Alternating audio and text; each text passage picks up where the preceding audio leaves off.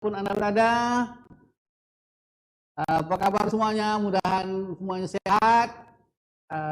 Saya selalu mengingatkan bahwa di luar kita COVID-19 masih menjadi ancaman dan kitalah sendiri yang bisa menjaga kesehatan kita, patuhi protokol kesehatan, cuci tangan, hindari kerumunan. Baik para pemirsa sekalian, kita berjumpa lagi pada edisi Senin 25 Januari 2021 dan ini sebuah episode yang akan menarik karena untuk pertama kali kami menggunakan teknologi Zoom untuk mencari sumber-sumber, mewawancarai, berbincang-bincang dengan sumber-sumber yang lain ya, seperti itu. Jadi untuk minggu ini kami memilih sumber yang agak jauh. Biasanya mereka berkumpul di studio, kami ngomong di studio. Sekarang kami menggunakan sumber yang jauh di luar daerah, di luar Tanjung Pinang. Jadi sekarang kami ngajak sumber kami berbincang-bincang, berdiskusi dengan tim topik, tetapi menggunakan teknologi Zoom dan ini isi pertama kami mencoba itu. Mudah-mudahan acara ini berjalan dengan lancar. Baik pemirsa sekalian, minggu ini kami mengundang seorang anak muda. Lagi isu yang kita pilih minggu ini masih masalah-masalah ekonomi dan masih masalah entrepreneurship, semangat kewirausahaan, bagaimana cara memberi semangat kepada anak-anak muda, kepada generasi muda agar terus berusaha membangun ekonomi, mengembangkan semangat entrepreneurship dalam diri mereka dan menemukan cara-cara berbisnis secara lebih bijak. Baik pemirsa, minggu ini kami mengundang seorang anak muda, pengusaha muda. Dulu dia namanya adalah Andi Jumadi.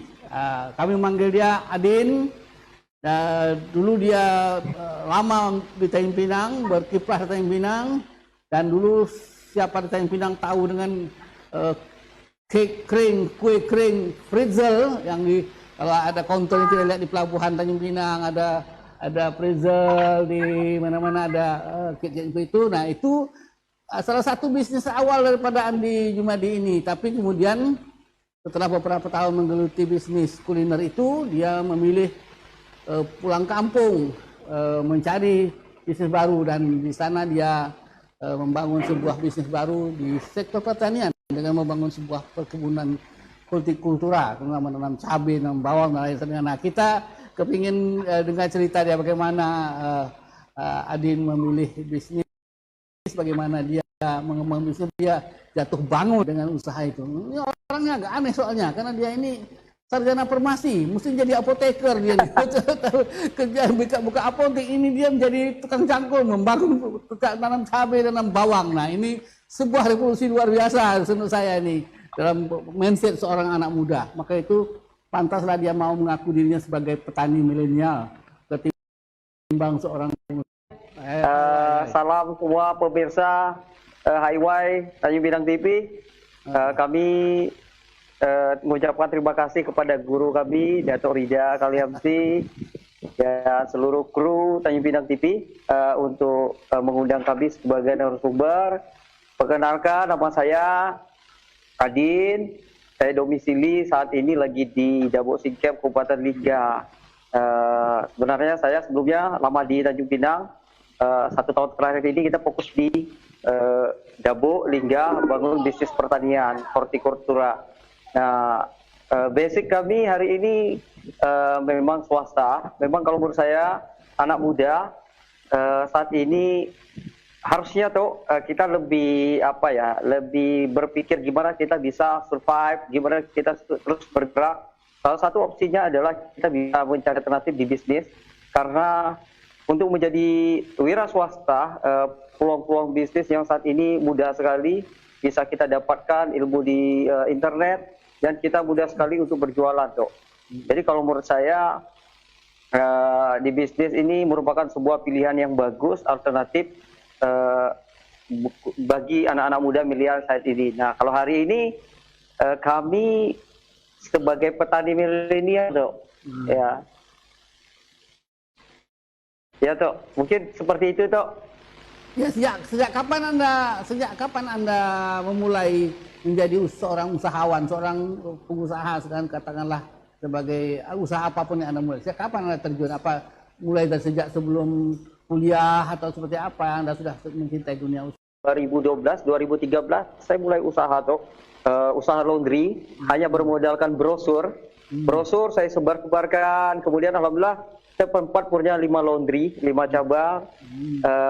Dan hari ini setelah bertahun-tahun mungkin namanya bisnis kan naik turun. Nah, akhirnya kita berbisnis properti, bangun rumah, 2 rumah jual, 4 rumah jual. Anda pernah masuk Sambil ke dunia kita properti, berbisnis ya? pretzel Tok. Ya, pernah jadi pengusaha properti juga beberapa tahun itu. Sudah sempat bangun rumah atau sudah bangun ruko dan lain-lain? Iya. Kalau properti Tok, saat ini kita masih jalan jadi properti coupling Tok. Saat ini kita masih fokus di properti coupling sampai hari ini kita masih jalan. Jual coupling ya. Dan iya, jual coupling. Kemudian kita pretzel juga di 2017 kita bangun sama teman-teman, bangun pretzel cake di Tanjung Pinang, oleh-oleh Tanjung Pinang itu di Batu 9.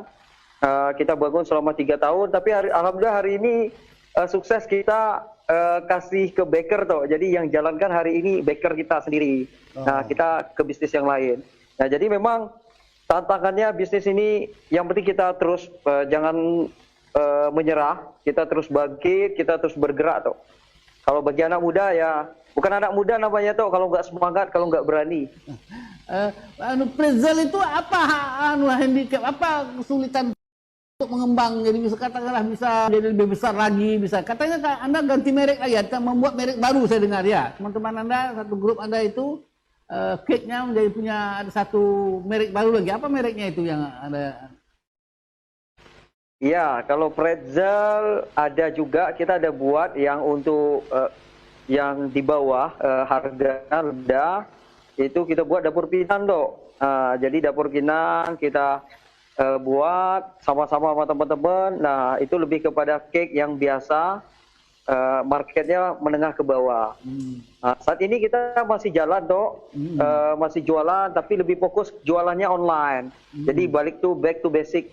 Oh, jadi kan sekarang lebih banyak pada online daripada outlet yang terbuka seperti itu online. Iya, kita lebih ghost kitchen Dok. Jadi kita produksi di rumah, kemudian kita jual online. Iya.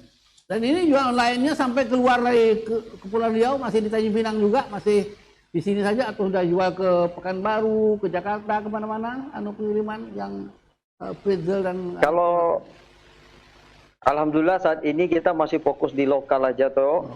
Memang produksinya masih terbatas.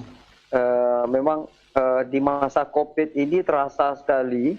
Yang penting fokus kita di oleh-oleh ini, yang penting gimana kita bisa survive aja dulu Toh. Gimana kita bisa sehat, survive. Nanti ketika pandemi selesai, mudah-mudahan kita bisa bangkit lagi. Sekarang omset usaha yang counter yang offline dengan yang online itu sekarang mana yang lebih besar sekarang perkembangan Anda di pretzel di cake Anda itu? Iya, tentunya kita pengen berinovasi itu. Gimana orang tentu belum bisa banyak keluar kemana-mana dan lebih terbatas ya. Jadi kita lebih berpikir online ini salah satu alternatif yang bagus sekali, apalagi orang banyak pakai HP dan bermain media sosial. Nah, jadi saat ini kalau cake lebih banyak itu tentu di online Dok. Jadi dan kita lebih fokusnya di online.